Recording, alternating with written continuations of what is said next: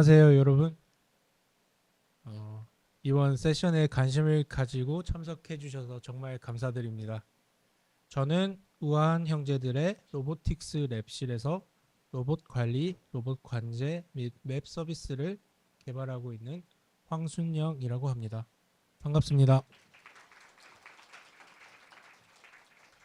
네, 저희는 올해 2월 말부터 강남 노년 비마트 고객들 대상으로 로봇 배달 베타 서비스를 진행하고 있고요. 로봇 배달 주문이 가능한 곳에서 주문을 하시면 이렇게 화면에 로봇 배달 설명 배너가 뜨고요. 그래서 주문하실 때 로봇 배달 옵션을 선택해서 주문을 하시면 이 녀석이 집 앞까지 찾아옵니다. 이름은 딜리이고요. 오늘 발표를 진행하는 동안에 자주 언급이 될 테니 기억해 주시길 바랍니다.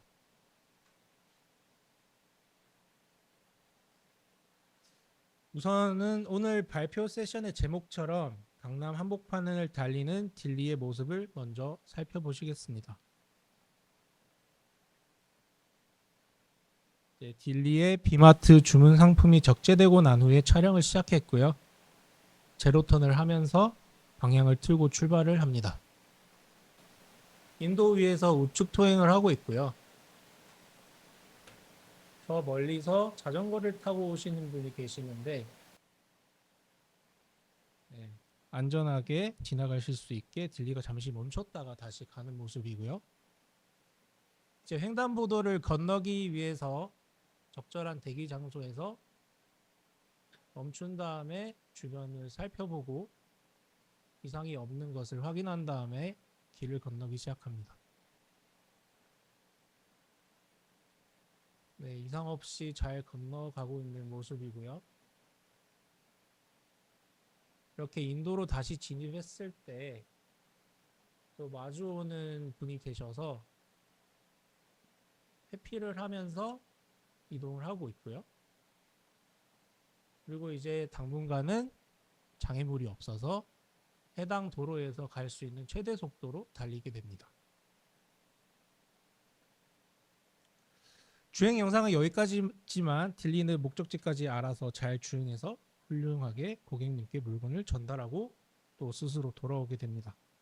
완전 자율주행으로 가능하고요.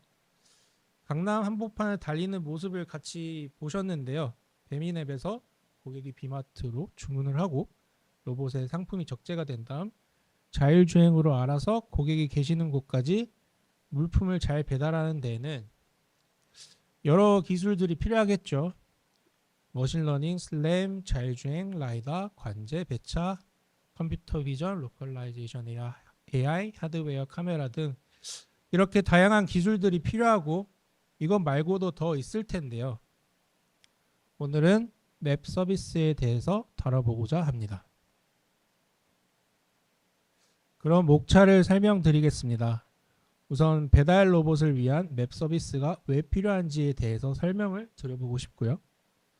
두 번째는 강남 노년 지역에서 비마트 로봇 배달 서비스를 런칭을 하기 위해서 맵 서비스를 어떻게 구성하고 설계했는지 그리고 어떤 역할을 하고 있는지 공유를 드리고자 합니다.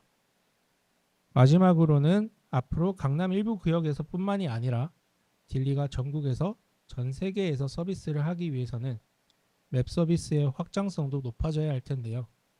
어떤 과제들이 있는지 설명드리겠습니다. 그럼 배달 로봇을 위한 맵 서비스가 왜 필요할까요? 이미 시중엔 다양한 지도 서비스들이 존재합니다. 우한 형제들에도 자사용 맵 서비스가 있는 걸로 알고 있는데요. 다만 현재는 차, 오토바이, 사람, 그리고 자전거를 위한 경로를 제공하고 있고 물론 사람이 해석을 해야 하는 것은 당연하고요. 아무튼 로봇이 참고해서 주행할 수 있는 데이터를 충분히 담아서 경로로 제공하는 서비스는 존재하지 않습니다. 딜리는 어떤 도로에서 어떻게 주행해야 할지 명확한 기준이 필요한데 극단적인 예시를 하나 들어볼게요. 이런 인도가 있는데요. 이곳은 주차장 입구이기 때문에 차량 출입이 가능한 인도입니다. 이런 경우에는 딜리가 잠시 멈췄다가 진출입하는 차량이 없는지 확인을 하면서 지나가는 게 좋겠죠. 동시에 이 구간은 벨지안로라고 울퉁불퉁한 벽돌로 이루어진 도로인데 자동차가 지나가도 일반 도로보다는 몇십 배 강한 충격을 주는 도로입니다. 가능하다면 딜리 같은 배달 로봇들이 잘 안 지나가는 게 좋지 않을까요? 사실 딜리는 서스펜션이 워낙에 좋아서 잘 지나갈 수 있습니다. 아무튼 또 저 맞은편에 나무 옆에 길 따라 막대 같은 게 2개 있는데 저걸 볼라드라고 부르는데요. 그 부분에 연석이 있어서 높은 연석이 있어서 실제로 주행이 가능한 폭이 맞는지 좀 애매한 상황입니다. 배달 로봇의 크기가 작다면 충분히 지나갈 수 있을 것이고 크기가 크다면 못 지나가는 구간이 될 수도 있는데요. 이런 부분까지 디테일하게 구분지어서 데이터를 가지고 있고 로봇의 스펙에 맞게 적절한 경로를 제공해주는 서비스가 필요하게 됩니다. 이렇게 지금은 한 군데의 도로로만으로도 같이 확인하실 수 있었던 것처럼 로봇 배달을 하려면 이런 도로들의 상황들도 세세하게 정보를 가지고 있어야 딜리가 이동할 수 있는 경로를 구하고 제공할 수 있을 텐데 이 세상에는 없다는 거죠. 이게 맵 서비스를 만들어야 하는 첫 번째 이유였습니다. 그럼 두 번째 이유를 살펴볼 건데요. 자율주행 기술 중 로컬라이제이션이라는 게 있습니다. 미지의 공간에서 센서로 공간 데이터를 수집해서 위치를 추정하는 기술인데요. 간단히 말하면 딜리가 본인이 정확히 어디에 있는지 아는 방법이라고 보시면 됩니다. 조금 더 상세히 말씀을 드리면 딜리 안에는 GPS 센서가 있어서 대략적인 위치 파악은 가능하지만 GPS 센서는 오차가 수미터에서 수십 미터까지 발생합니다. 이렇게 GPS 센서만으로는 정확한 위치를 파악하고 안전하게 자율주행을 시작하기에는 충분하지 않은 정확도인데요. 딜리의 앞쪽에는 코뿔소처럼 달려있는 라이다 센서라는 게 또 있습니다. 이 센서는 주변을 촬영해서 3D 공간을 인지할 수 있는데요. 실시간으로 인지하는 3D 공간 데이터는 이렇게 생겼다고 보시면 됩니다. 정확한 명칭은 점이 구름처럼 모여 있다고 포인트 클라우드라고 부르는데요. 사전에 위치 정보가 들어있는 포인트 클라우드 데이터 맵과 센서로 수집되는 실시간 데이터인 위경도와 포인트 클라우드를 비교 연산을 해주면 오차가 없는 정확한 위치를 구할 수 있습니다. 그런데 저 사전에 만들어 놓은 PCD 데이터가 갑자기 나타났는데요. 이 PCD 데이터는 너무 큰 대용량 데이터이고 또 딜리가 전국의 PCD를 모두 가지고 다닐 수 없는 이슈가 있습니다. 따라서 이 데이터는 타임앱으로 생성해서 저장 및 관리를 해줄 필요가 있고 딜리는 주행에 필요한 타임앱만 받아서 쓸 수 있게 할 필요가 있습니다. 이것이 맵 서비스가 필요한 두 번째 이유입니다. 그럼 이제 마지막 이유를 설명드리겠습니다. 반응형 사물들이라는 게 있는데요. 신호등, 출입문, 엘리베이터와 같이 로봇이 주행을 하다가 반드시 인지하고 반응해야 하는 사물들을 말합니다. 이 사진을 보시면 딜리가 신호등이 있는 횡단보도를 건너기 위해서 신호등을 찾아서 바라보고 있는 모습인데요. 저기 신호등 잘 보이시죠?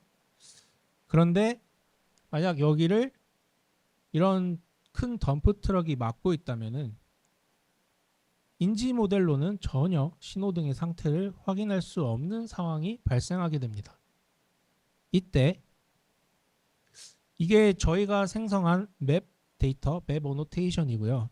실제로 저 횡단보도 쪽의 데이터인데요. 저희가 실제로 사용하는 데이터인데요.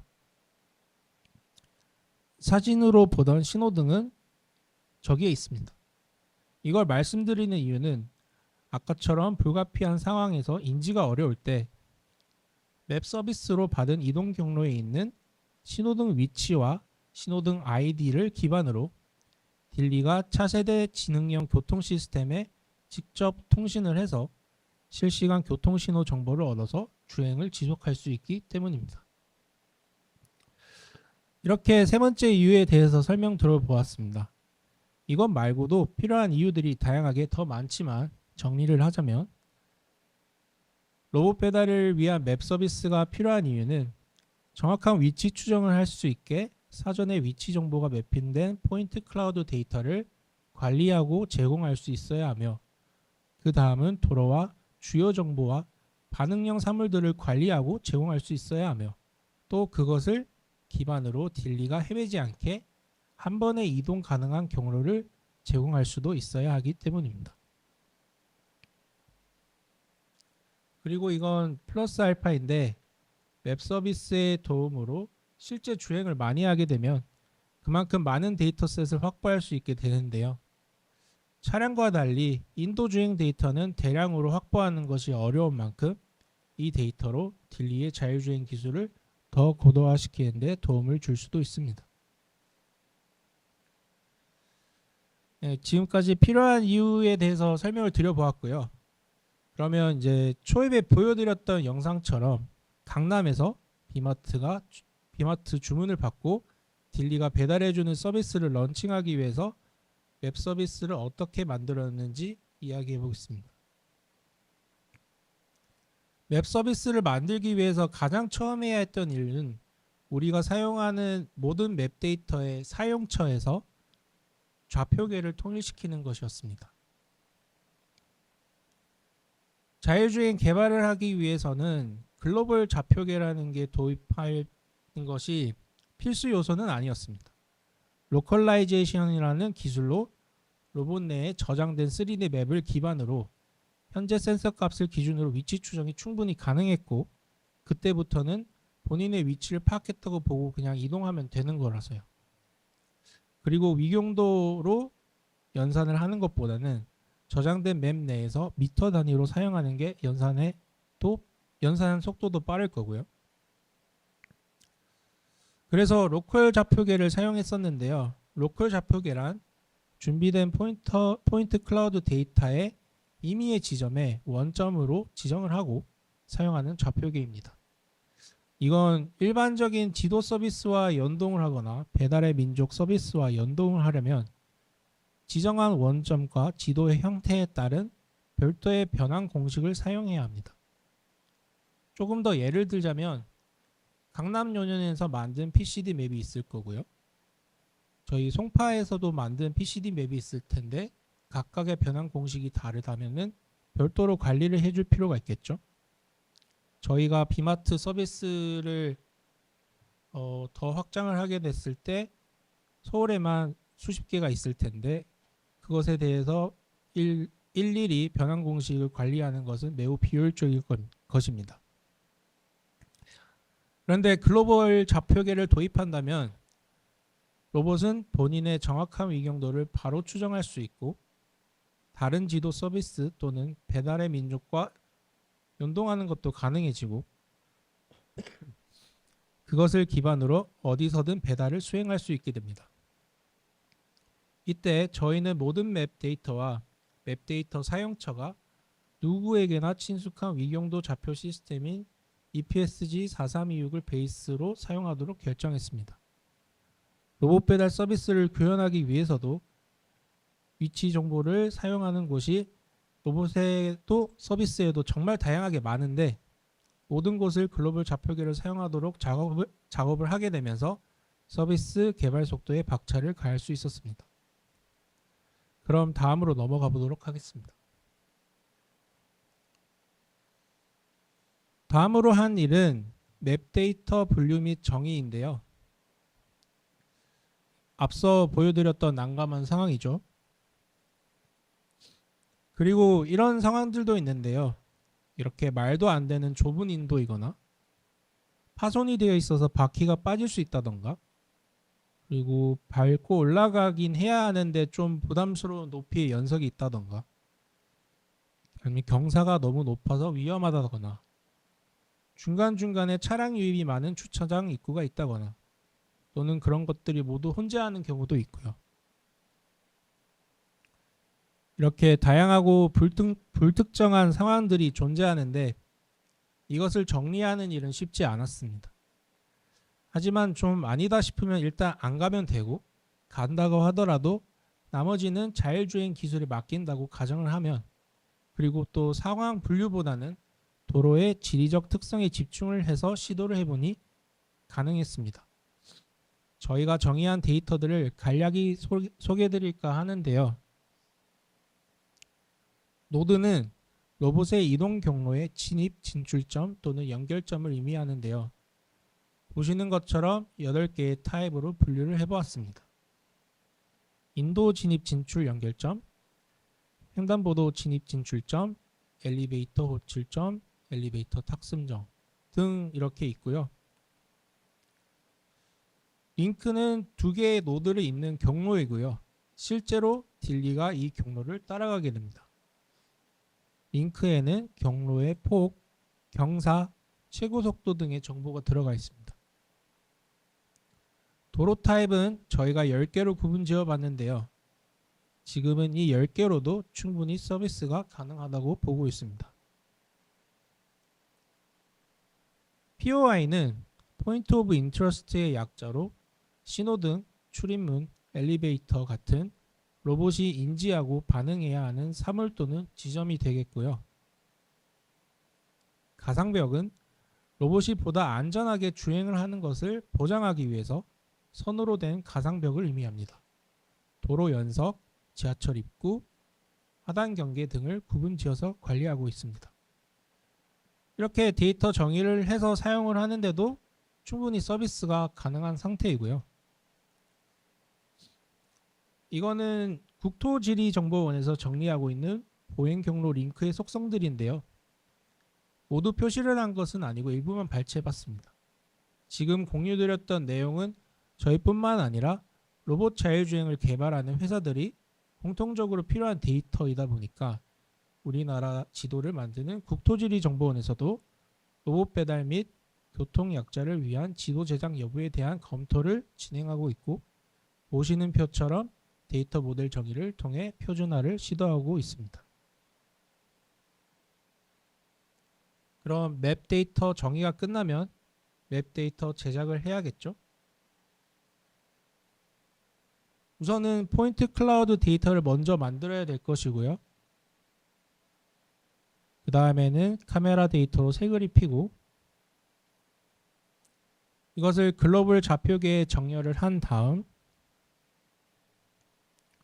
앞서 설명드렸던 데이터 정의에 맞춰 맵 데이터 어노테이션을 하면 됩니다.